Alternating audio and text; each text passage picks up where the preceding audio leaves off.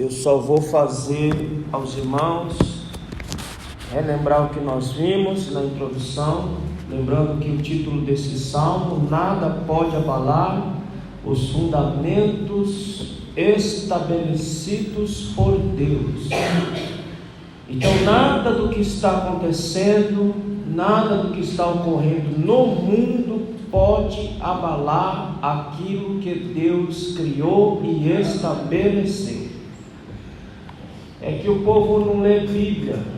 Esse povo que está aí fora, os de dentro também. O mundo não vai acabar em água. O mundo vai acabar em fogo. Aleluia. Pode encher aqui e ali, mas não é de água que o mundo vai se acabar, não. A promessa é que o mundo acabe em fogo. Amém? Aleluia. Nós vimos lá na introdução que esse mundo que nós vivemos aqui é um mundo criado por nós. Eu não estou falando do mundo físico, eu estou falando das coisas que existem. É o homem quem cria, é o homem que traz a existência, não no sentido como Deus, mas, por exemplo, é o homem que inventou o vidro. Ele manipulou o que Deus deixou na natureza e inventou o vidro. O concreto, tudo isso daqui é invenção do homem. Então quem faz o mundo, quem cria o mundo nesse sentido é o homem. E aí nós vimos baseado em quê? Baseado em suas crenças, em sua cultura, em suas tradições. A partir disso é que o homem começa a construir esse mundo que nós conhecemos. Também vimos que o homem, no sentido de querer construir o seu mundo, ele quer tomar controle do mundo em suas mãos. Por exemplo, o Rio Grande do Sul que está acontecendo tem uma explicação? É claro que tem uma explicação, e uma explicação lógica. Um fenômeno desse aconteceu em 1941. De lá para cá fizeram diques de contenção, para conter essa água, para não acontecer o que aconteceu. Nos anos 70 fizeram uma manutenção desses diques, e de lá para cá não foi feita mais nenhuma manutenção de infraestrutura nos diques. Resultado está aí. Deus não tem nada a ver com o relaxamento das autoridades que não cuidaram do Estado como deveria. Então Deus não tem culpa de nada. Tem culpa as administrações que tiveram, simplesmente não se importaram em fazer manutenção dessas barragens de contenção para não acontecer isso que aconteceu. Então o homem quer tomar controle da vida em suas mãos, mas ele não consegue controlar nenhuma aguinha dessa que caiu lá, que infelizmente está trazendo toda essa destruição para muitas famílias lá e muita gente. Também vimos que nessa sociedade que nós vivemos, há inversão de valores. O que é certo agora é errado, o que é errado agora é certo. Está tudo virado. Vimos que os relacionamentos são relacionamentos que a gente chama de relacionamentos líquidos. Não são relacionamentos duradouros, relacionamentos baseados na infidelidade. Já vi essas novelas que passam na televisão, que ensinam todo santo dia o homem e a mulher ser infiel. Então é essa sociedade que nós temos aí. A corrupção generalizada em todos os setores da sociedade. Na política, na polícia, na religião, no judiciário, no legislativo, no executivo. Em todas as áreas a corrupção come frouxo. E por que existe a corrupção? Porque a própria população leva o cidadão que está lá a praticar a corrupção, porque é o jeitinho brasileiro. Vamos pelo caminho mais fácil. Antigamente, quando tinha CD, quantos de nós comprava CD original na loja? A maioria comprava onde? Do camelô. Corrupção. Então a própria população fomenta a corrupção que está aí hoje, que nós estamos vendo aí. Também vimos que esse período é marcado pela frieza espiritual. Cada dia que passa, nós vamos ficando mais frio espiritualmente. Isso é em todo o âmbito de religião, viu? Não é só no meio protestante essa frieza, é em todo o nível religioso há um esfriamento, principalmente no nosso meio também. E aí nós vimos, e eu falei que tudo isso que nós estamos vendo hoje na sociedade é um retrato daquilo que Davi viu no Salmo de número 11. Ô Gerson, vem aqui, meu filho, me ajuda aqui.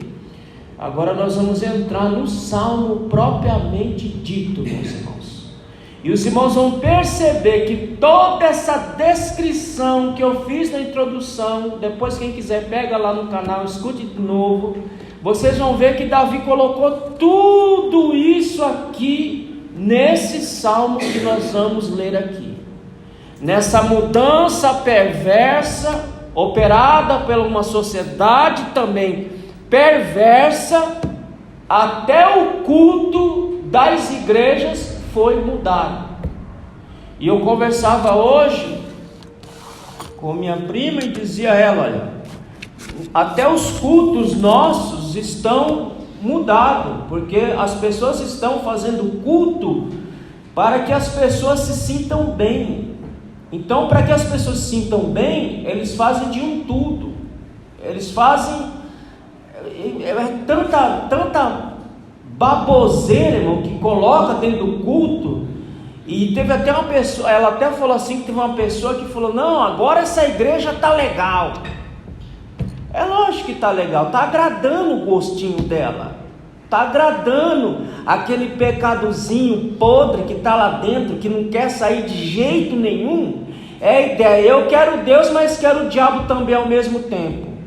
Então é claro que está agradando, é claro que vão gostar, porque tudo que estão fazendo dentro de um culto é para agradar as pessoas. E nós já explicamos e já falamos que o culto não é para agradar a nós, o culto deve agradar a Deus. Se o seu culto que você prestar a Deus agradar a Deus, o seu culto vai ser agradável a você. Amém, meus irmãos? Amém. Agora, se o culto que você presta aqui, pode fazer o que quiser aqui, colocar o que quiser, fazer a estrutura que quiser, metodologia que quiser, se o culto que você oferecer ao Senhor não agradar ao Senhor, o seu culto não vai ser bom para você. E o triste da história é que estão mudando tanto as igrejas para agradar o povão, que o povão nunca está satisfeito com nada, irmãos. Ser humano nunca está satisfeito com nada. Tudo é bonito, tudo é legal enquanto é novidade, porque depois que cai na rotina, aí fica chato, aí fica um culto sem graça, aí fica um negócio sem graça, porque caiu na rotina. O que é que a Bíblia ensina para nós? Que nós temos que viver em novidade de vida. E viver em novidade de vida não é na parte de estrutura metodológica, é novidade de vida na minha alma e na sua alma, em nome de Jesus. Amém, meus irmãos? Amém. Eu até falei para ela: todo ritmo é de Deus? Pode até ser, mas tem ritmo que não dá para tocar dentro de uma igreja, meus irmãos. Não dá. Dá para tocar um pagode aqui, um partido alto aqui dentro? Tirar a letra mundana e pôr um hino, uma letra, como eles falam, uma letra gospel? Eu vejo lá na academia, lá o menino põe lá, é um sambão frouxo correndo com letra de crente, mas você vê todo mundo sentadinho na cadeirinha, todo mundo parecendo que está numa praia, parecendo que está num boteco, e samba. Isso não é um ritmo para ter dentro de uma igreja, meu Deus do céu. Quer ouvir samba agora? Ouve lá na sua casa. Mas dentro de uma igreja, o louvor tem que mexer com o quê, irmão? Com a alma ou com o corpo? Com o que o louvor tem que mexer? É com a alma, não é com o corpo. Todo louvor que mexe com o corpo, você pode ter certeza que Deus está a quilômetro de distância desse louvor aí. Pode ser do jeito que for. Se mexeu só com o seu corpinho, Deus está a quilômetro de distância desse louvor. porque o louvor tem que mexer com a nossa alma. Então tudo está sendo mudado, até os nossos cultos.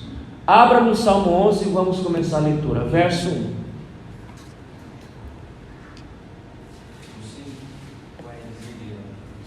Legal. Aumenta ali, Raquel, qual é o número? Qual é o canal? Pronto, só um botãozinho, aumenta o 4 para a gente aí. E vamos ver como é que Davi começa este salmo. Salmo 11, verso 1. No Senhor me refugio. Como então vocês podem dizer: fuja como um pássaro para os montes? Ele diz: no Senhor eu me refugio. E aí ele diz: como é que vocês estão me mandando fugir como os pássaros? A primeira coisa que Davi está deixando bem claro, irmão, que não se pode fugir. Não se pode fugir de nenhuma situação que estejamos enfrentando. Não é fugindo dos problemas que eles vão ser resolvidos. Não é negando a realidade do problema que ele vai ser resolvido. Mas os caras chegaram e disseram: não, faz o seguinte, foge, igual os pássaros. E Davi está dizendo: mas eu não preciso fugir de nenhum problema que eu enfrentar na vida, porque eu me refugio aonde? Eu me refugio em Deus. Por que os caras usam, Davi usa aí a figura de linguagem, fugir como os pássaros? Porque os caçadores armavam as armadilhas para os pássaros, e os pássaros, para fugir da armadilha, eles iam para as montanhas mais altas para escapar dos caçadores. Eles estão dizendo: ó, faça igual o pássaro, fuja, porque se você não fugir, você vai morrer. Mas Davi está dizendo: o meu refúgio não é montanha, o meu refúgio não é castelo forte, o meu refúgio é Deus e somente Deus. Amém, meus irmãos? Então por isso que ele pergunta: por que vocês estão mandando eu fugir como um pássaro que corre com medo de perder a vida por conta do caçador? Eu vou ficar exatamente aqui, porque eu me refugio somente em Deus. Amém, meus irmãos? Então, irmão, olha, eu vou ser bem sincero para vocês. Não adianta fugir de situação, não. Se você fugir, ela vem atrás de você. Não adianta. Ah, vou daqui para ali. Não adianta. Ele vem até você. Eu falei com uma pessoa esses dias, reclamando um pouquinho da vida, e ele falou: mas eu sei não, rapaz, acho que a melhor coisa é o rapar fora. Eu digo: isso é coisa de fujão. Coisa de fujão. Irmão, o que acontece com fujão? Quem sabe? Biblicamente falando, o que acontece com fujão? Uma das possibilidades, engolido pelo peixe, mas e depois? Qual foi a ordem de Deus para Jonas? Para ele ir para onde? Para Tarsis, chegando na Espanha. A ordem era para ele ir para onde? É para Nínive que eu quero que você vá. O que ele fez? Não, eu vou para Tarsis, fujão. O que Deus fez? Eu mandei ir para Nínive. Você vai de um jeito ou de outro, mas você vai para o lugar que eu te mandei. Não adianta fugir. Volta, teve que voltar para o mesmo lugar. Qual é o outro fujão que nós conhecemos que tem que voltar para o mesmo lugar? Jacó teve que voltar para o mesmo lugar. Por quê? Porque não fez como Davi. Davi confiou na proteção de Deus. Jacó e a mãe não confiou na palavra que Deus deu em Gênesis capítulo 25, que Deus disse no ventre: o maior servirá ao menor. Não seria Esaú que seria o primogênito, mas Jacó seria o primogênito. Mas não acreditou, não confiou. O que faz? Fizeram toda aquela lambança, e depois Jacó teve que fugir lá para a casa do tio, E depois de 14 anos, onde é que ele estava? Voltando para o mesmo lugar. Qual é outro fujão que nós conhecemos que fugiu e teve que voltar para o mesmo lugar? Dentro da Bíblia. Qual é outro fujão? Elias. Fugiu por conta de uma ameaça de uma mulher que disse que iria matá-lo. Ele fugiu lá para a caverna e ficou intocado lá, até Deus tirar ele de lá e fazer ele voltar para o mesmo lugar. Deus não gosta de fugitivo. Todo fugitivo Deus vai atrás e faz ele voltar exatamente para o mesmo lugar. Por isso que Davi diz que fugir não é a solução. A solução é encarar o problema de frente e confiar somente em Deus. Amém, meus irmãos? Amém. E pode ficar sossegado que o problema ele vem até você. Você não precisa nem caçar. Tem gente que caça. Tem uns irmãos. Olha, irmão, tem uns irmãos que tem uma habilidade para se envolver em quizumba, que eu queria aprender a fórmula. Eu quero fugir, não quero entrar, mas eles vêm. E aí o que você faz? Você vai fugir? Não adianta. Aí voltando nesse rapaz, eu falei, rapaz, não adianta você fugir. Por que você está batendo cabeça até hoje? Porque tu é burro. Eu falei mesmo assim para ele, porque tu é burro. Você é burro feito um aluno em escola. O que acontece com um aluno burro em escola, irmão? Diz aí. O que acontece? O aluno repete de ano, tem que fazer o ano tudo de novo. Assim está você, meu amigo. Você até agora não aprendeu a lição que Deus está querendo te ensinar. Deus está te reprovando. E enquanto você não aprendeu, você não vai sair daí. Se você fugir, Ele vai te buscar, como ele disse para o rei: eu te pego pelo anzol, te pego pelo nariz com o anzol e te trago de volta para o mesmo lugar. Amém, meus irmãos? Então fugir não é a solução. A solução é se refugiar em Deus. Leia o versículo 2. Vejam, os ímpios preparam os seus arcos, colocam as flechas contra as cordas, para dar as sombras a tirarem nos retos de coração. Veja que o camarada que mandou ele fugir está apresentando argumentos fortes para ele. Olha, Davi, é melhor tu cair fora, porque se você ficar aí, eles vão te matar. E para mostrar os argumentos dele que é forte, ele diz: arma um arco, que é a ideia do caçador que está com a mira, com o pássaro na mira para matá-lo. E é o primeiro argumento: olha, foge, porque se você ficar aí, você vai ser destruído. Aí depois ele usa outro argumento: amarra os seus arcos e de tocaia.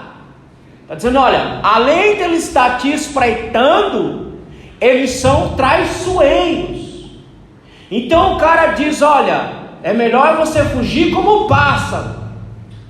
E aí ele vai apresentar por que é melhor Davi fugir como pássaro. Os irmãos estão me entendendo? Amém. Amém, meus irmãos? Amém. Ele está mostrando aqui os argumentos fortes. Por que ele deveria fugir? Porque os camaradas queriam tirar a vida de Davi de todo jeito. Mas Davi já deu a resposta: eu me refugio em Deus, e não tem nada que possa me atingir, porque eu estou refugiado em Deus. Eu não vou fugir, porque o fugitivo, ele corre risco.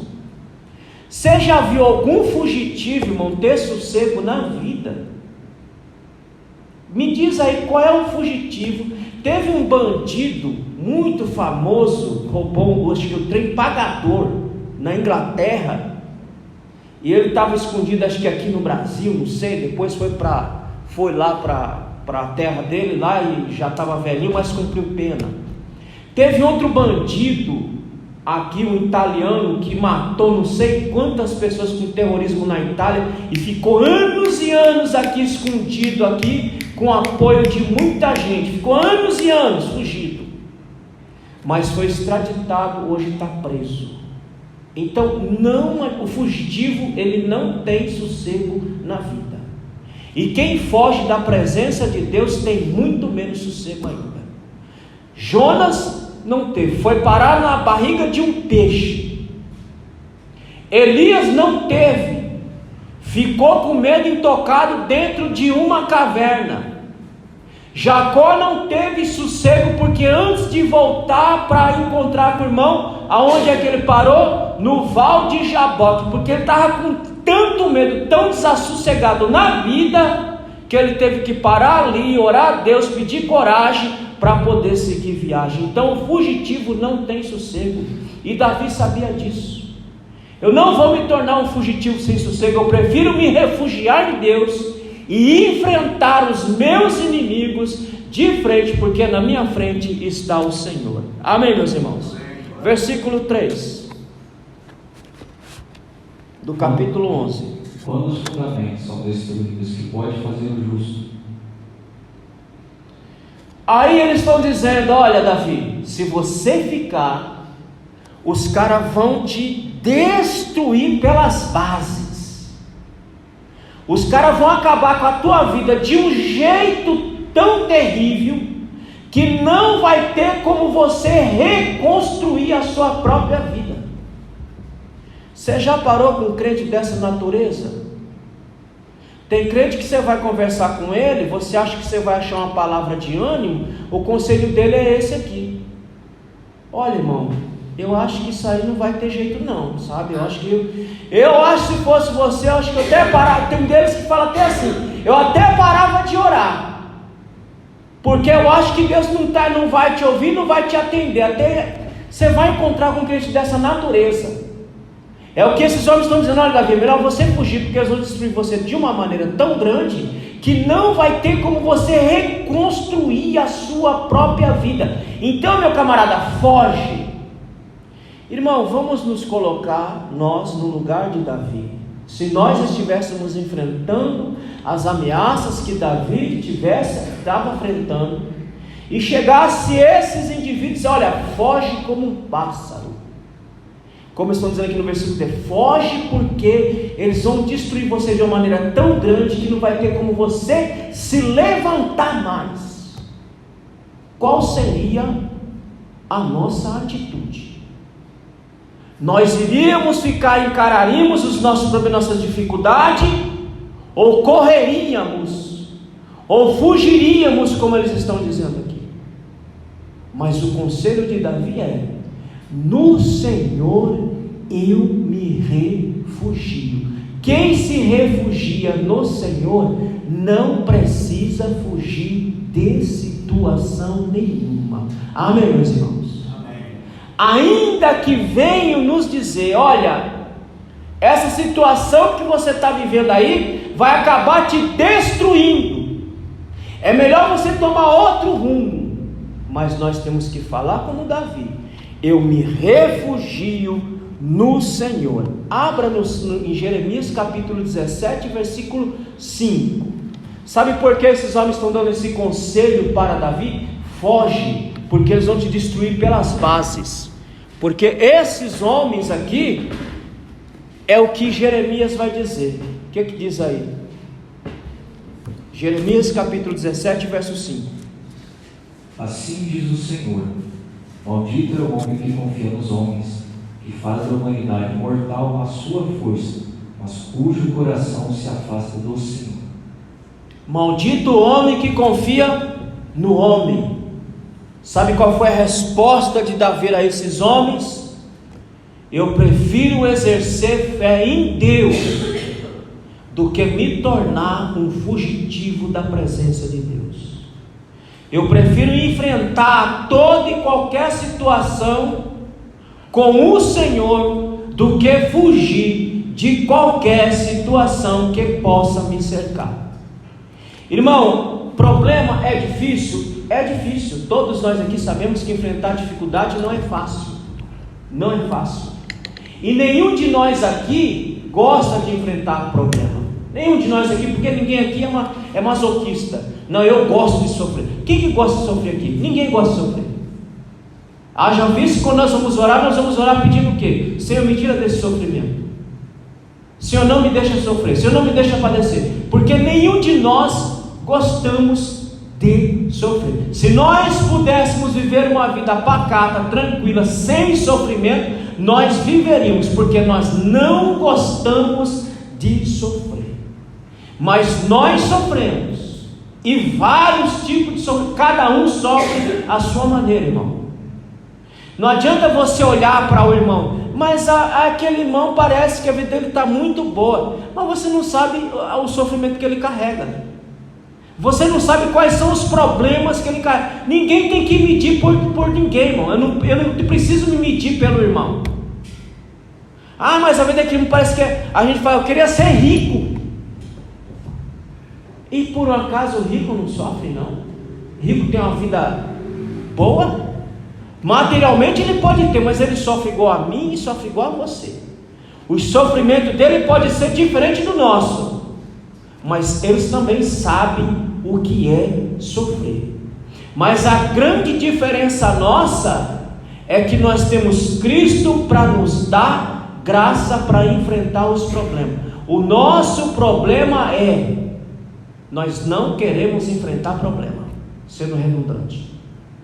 Qual foi a resposta de Deus para Paulo quando ele orou 3 vezes para que Deus o livrasse do problema? Qual foi a resposta? A minha graça te basta. Trocando em miúdo, eu não vou tirar você do problema, vou te largar aí, e você vai ficar aí. Mas tem um detalhe: a minha graça vai te dar condição de enfrentar este problema até o final. Quais foram as palavras finais de Paulo? Combati o bom combate, terminei a minha carreira, mas guardei a minha fé. Ele foi com o espinho na carne até o último dia da vida dele. Pode ser que em um momento e outro Deus te livra, e pode ser que o livramento de Deus venha para você dentro do problema que você está. Como? Te dando força e graça para você suportar, para você ir até o fim. Porque crente, irmão, só cresce no fogo da tribulação. Amém, meus irmãos? Amém. E isso está dito em Romanos capítulo 5. Vamos ler esse texto. Romanos capítulo 5. Vamos ver o que Paulo diz aí sobre o problema. Paulo era um camarada que não fugia de nada, irmão. Paulo nunca fugiu, nem quando ele era judeu. Ele nunca fugiu de nada. E quando ele teve que sair correndo é porque os outros botavam ele para correr, porque ele mesmo não fugia de nada. Ele encarava tudo de frente, porque ele sabia o que ele queria. Leia aí Romanos capítulo 5, acho que é a partir do versículo 3. Não só isso, mas também nos gloriamos nas tribulações. Só um minuto. Olha o nosso problema aí. Aí essa mesma pessoa estava falando para mim, eu queria paz. Eu falei, você quer paz? Que jeito? Como é que você quer paz? Você quer paz na paz? Porque até onde eu sei, não existe paz na paz. Até onde eu sei, existe paz na guerra. Aí existe paz. Paz na paz não existe. Só existe paz no meio da guerra. Você pode estar na guerra e você sente paz. Quem é que assistiu aquele filme A Vida é Bela? Deveriam assistir, para entender como é que se encara o problema. Eu não vou contar para vocês não, pode caçar na internet que está até à disposição lá. A Vida é Bela. Ela conta a história de um judeu italiano que foi para o campo de concentração com o seu filho, e vai ver o resto da história lá. Quem é que já assistiu Em Busca da Felicidade? Ele desistiu, ele foi até o fim, se tornou um dos homens mais ricos da América. Há pouco tempo ele vendeu, acho que a corretora de imóveis que ele tinha, ele vendeu. Mas ele foi até o fim, ele não desanimou, ele não parou, ele foi até o fim da batalha. O nosso problema é esse aí, ó. Repete a leitura. Não só isso, mas também nos gloriamos nas tribulações. Para aí. Nos gloriamos aonde? O que é gloriar para vocês, irmãos? Quando vocês leem essa palavra, nos gloriamos nas tribulações. O que é isso? Nos alegramos nas tribulações, porque elas são produtoras e fortificam a nossa fé. Então nós deveríamos nos alegrar nos problemas que enfrentamos na vida, porque são oportunidades que Deus está nos dando para nos levar ao crescimento e à maturidade espiritual. Amém, meus irmãos? Amém. Então a palavra gloriar aí significa nos alegramos nas tribulações. Por quê? Ele dá a razão por que nós temos que nos alegrar. Por quê? Continua. Porque sabemos que a tribulação produz perseverança. Pronto. A tribulação produz perseverança, persistência, constância. Se você se gloriar nas tribulações, você vai aprender a ser perseverante, você vai aprender a ser constante, você vai aprender a ser persistente e ir até o final. Olha, irmão, eu estou pagando para ver até onde eu vou chegar. Eu chegando na glória já está de bom tamanho, mas nessa terra eu estou pagando para ver até onde eu vou chegar, porque eu não vou desistir. Eu não sofri tudo que sofri, eu não passei tudo que passei para largar a toalha agora. Eu não vou desistir, eu vou até o fim, porque eu quero ver até onde eu vou chegar nessa terra. No céu eu sei que eu vou chegar, eu quero saber até onde eu vou chegar nessa terra. Eu vou até o final. Esses dias conversando com uma pessoa, a pessoa falou para mim: olha, eu não sei, rapaz, ela acompanhou um pouquinho, você é um camarada que você passou tanta coisa, você continua aí. Eu digo: continua aqui, continua aqui. Tem hora que dá vontade de dar uma de fujão, mas eu sei que o resultado dos fujão não é muito bom, então eu continuo aqui, eu continuo caminhando, eu continuo andando, eu continuo, como diz o povo, eu continuo afiando a minha ferramenta que Deus me deu para usar até o último dia. Eu estou pagando para ver aonde é que eu vou chegar nessa terra, porque deve ter um final, deve ter um propósito, e eu quero saber qual propósito é esse, porque até agora ele também não me revelou, não me falou. Já que ele não me revelou, não me falou, eu vou até o final para ver o final dessa história toda. Amém, meus irmãos? Amém. Então eu deveria me alegrar nas tribulações, porque ela produz perseverança. O que mais que ela produz? A perseverança, um caráter aprovado. O caráter aprovado, esperança. Ela produz experiência e esperança. Há muitas coisas na nossa vida que você passa naquele momento e você não consegue compreender por que você está vivendo aquela situação naquele momento. Mas quando aquela situação cessa na sua vida, aí lá na frente você vai entender por que você passou por tudo aquilo, porque aquilo produziu experiência para você ajudar alguém que viveu ou está vivendo a mesma situação que você viveu. Amém, meus irmãos? Então tudo que nós aprendemos ou adquirimos na nossa vida não é nem para a gente mesmo, é para a gente passar para os outros. Então por isso que Paulo diz: olha, se alegre na tribulação, porque ela vai produzir perseverança, a perseverança vai produzir experiência, e a experiência produziu o que no final? Esperança. Esperança de que as coisas não ficarão como elas estão. Amém, meus irmãos? Então continue firme, exercendo fé como Davi fez, e vá até o final. Pague para ver até onde vai chegar todo esse rebu que às vezes nós passamos nossa vida, porque ele tem um final, e o final é sempre bom para a glória de Deus. Versículo 4, volta lá para o Salmo 11. Que mais que Davi está dizendo aí? O Senhor está no seu santo templo. O Senhor tem o seu trono nos céus. Ele observa atentamente, com seus olhos, examina os seres humanos. Davi tem uma confiança inabalável em Deus, porque Davi sabe que Ele é soberano. Ele detém o controle de tudo e de todos. Da visão de Davi é crise. Davi olhando toda a situação é crise. Mas aí ele olha na sua confiança inabalável, diz: Deus é soberano. E se Ele é soberano, Ele detém o controle de todas as coisas. Amém, meus irmãos? Amém. Nada escapa ao controle de Deus. Nada escapa ao controle de Deus. Absolutamente nada. Ele controla tudo. E todas as coisas acontecem exatamente do jeito que Ele quer. E não tem como questioná-lo.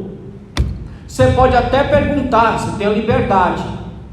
Agora, isso não quer dizer que Ele vai lhe responder a sua pergunta, o seu questionamento. Mas você pode até perguntar. Mas a gente tem que saber que Deus, Ele é soberano. Ele detém o controle de tudo. O mundo pode estar virado de ponta cabeça. Está tudo no script de Deus. É exatamente assim que eu quero. É exatamente assim que eu estabeleci. Esse caos que está aí, que vocês não têm controle, mas eu ainda tenho controle. Ele então tem o controle que Ele diz: olha, eu coloquei um limite no mar, e desse limite o mar não passa. Você já viu o mar avançar além do limite que Deus estabeleceu? Mas aí você fala: a Indonésia, meu irmão, quem manda ir construir casa à beira-mar? Quem manda? Não, mas olha que Deus, quem manda construir casa à beira-mar? Quem manda construir casa cercado de rio? Deus mandou, desceu lá do céu, digo: olha, constrói aqui, bem do lado do rio, porque a hora que ele encher, ele não vai avançar, não vai. Que culpa Deus tem a ver das nossas burrices? Nenhuma. Ele coloca os limites, Ele estabelece, dá inteligência ao homem, mas o homem vai lá, coloca o seu dedo podre, estraga tudo e faz tudo errado. Aí depois ainda quer colocar a culpa em Deus. O culpado de tudo isso é Deus. Não, o culpado é o próprio homem que não usou a inteligência que deu com sabedoria. Mas Deus tem o controle de tudo. Amém, meus irmãos? Amém. Verso 5. O Senhor prova o justo, mas odeia o ímpio, e aquele que ama a violência. Irmãos, ainda tem nesse texto aí, o próprio Davi vai dizer que Deus não dorme, e nem as suas pálpebras elas fecham. Quando ele usa essas expressões aí, que os seus olhos e suas pálpebras estão sempre atentas, sempre alerta, ele está querendo mostrar e exemplificar o cuidado de Deus com cada um de nós. Irmãos, olha, eu hoje estava falando com a pessoa, eu digo: eu sou muito grato a Deus. Todo santo dia eu agradeço a Deus pela minha saúde, irmão, pela minha saúde. Todo dia quando eu levanto da minha cama, eu digo: Senhor, muito obrigado, porque o Senhor me deu mais um dia de saúde. Irmão, eu não sei, faz tempo que eu não sei nem o que é pegar uma gripe. A Covid então, ela passou bem longe de mim, não chegou nem perto. A dengue também está correndo, parece que as doenças me vê e diga: esse corpo aí eu não quero não, sai correndo. Porque Deus é misericordioso, Deus preserva os seus, porque Ele cuida com cuidado especial. Ah, mas você não vai adoecer? Na hora certa pode ficar sossegado, que eu vou cair doente qualquer hora dessa, mas não é agora. Porque Deus sabe da necessidade de cada um de nós, Ele cuida de cada um de nós com cuidado especial. Por isso que Davi diz: Nem os seus olhos, nem as suas pálpebras estão fechando como alguém que está dormindo, mas Ele está bem alerta, cuidando de cada um de nós. Ao versículo 5. Lê de novo aí, que eu falei, acabei me esquecendo aí. O Senhor prova o justo, mas odeia o ímpio, e aquele que ama a violência. O Senhor ama o justo, mas odeia o ímpio. Sabe o que Davi está querendo dizer no versículo 5 para nós? Que aquele que tem conhecimento de Deus, repousa em Deus, irmãos. Se você conhece o seu Deus pela Bíblia, não é pela invenção da sua cabeça, não é pelo que você acha. Não, eu acho. Quem está achando alguma coisa é porque está perdido. Quem tem conhecimento de Deus pela palavra, repousa em Deus. Sabe que Deus ama o justo, mas reprova o injusto. Mas também não vai cantar de alegria pela derrota do injusto, como o hino Sabor de Fel e vários outros desse naipe. Os que me humilham agora vão ter que ver. Vão ter que ver o quê? Isso é um espírito vingativo, irmão. Aqueles que me humilharam agora vão ter que ver o quê? Você está aí não é por mérito. Você está aí é por graça e por misericórdia. Então ninguém tem que ver nada. Ninguém tem que assistir nada. Você tem que agradecer, porque Deus lhe deu a vitória. Amém, meus irmãos? Amém. Então Davi está dizendo: quem tem conhecimento de Deus, sabe como Deus opera, sabe como Deus trabalha, repousa nesse conhecimento mediado pela palavra de Deus. Deus prova o justo, ou seja, Ele purifica o justo. Quando Deus me prova, Ele está me purificando. Irmão, eu vou dizer uma coisa para vocês: Deus não gosta de crente chato. Crente chato Deus não gosta. Crente mimado. Sabe, criança mimada? Criança mimada é uma coisa chata, irmão. Quem falar que gosta de criança mimada, por favor. Criança mimada é uma criança sem educação, sem respeito, sem limite, sem nada.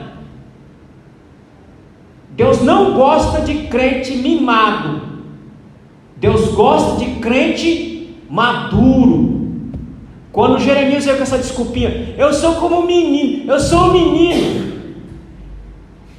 Diga, você é homem velho, rapaz. Menino o quê? Abra a boca. Quem é que fez a boca? Quem é que fez você? Abra a boca que eu ponho a palavra aí na sua boca e pronto. É por isso que Deus prova o justo, para fazer ele crescer, amadurecer na fé. Crente cascudo, irmão. Não é esses crentes Nutella de hoje, que você não pode falar nada, tudo fica de biquinho. Pelo amor de Jesus, irmão.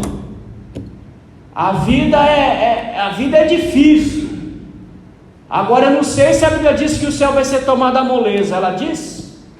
Não, o céu vai ser tomado à moleza? Não, o céu vai ser tomado à força. E para você ter força, você tem que ser provado. E aprovado para você ser forte para tomar o céu à força. Amém, meus irmãos? Então é por isso que Ele prova o justo, para purificar, purgar, tirar todas as impurezas, deixar nossa fé pura diante do Senhor. Ele odeia os injustos, porque as motivações dos injustos são pecaminosas, mas as motivações dos justos deveria ser motivada por amor a Deus e somente a Deus, em nome de Jesus. Versículo 6. Ele fará chover sobre os ímpios brasas ardentes e enxofre incandescentes. Vento ressecante será a porção do cálice deles. Agora vai lá para 2 Pedro capítulo 3. No versículo 6, Davi está dizendo: minha fé repousa no conhecimento que eu tenho de Deus, mas também repousa na justiça de Deus, porque Deus é justo para fazer justiça diante de todos. Aos ímpios espera juízo devastador e destruidor. Leia aí a partir do versículo 6. Que tipo de juízo que é? 2 Pedro capítulo 3, versículo 6. Pela água, o mundo daquele tempo foi submerso e destruído. No entanto, agora, pela mesma palavra, os céus e a terra que agora existem estão reservados para o fogo, guardados para o dia do juízo e para a destruição dos ímpios. Veja, irmãos, eu disse que o tema desse salmo é: os fundamentos não serão abalados. Mas Deus vai abalar os fundamentos humanos e vai destruí-los com fogo, e vai purificar esta terra, aonde descerá Nova Jerusalém, para que os salvos vivam eternamente com Deus.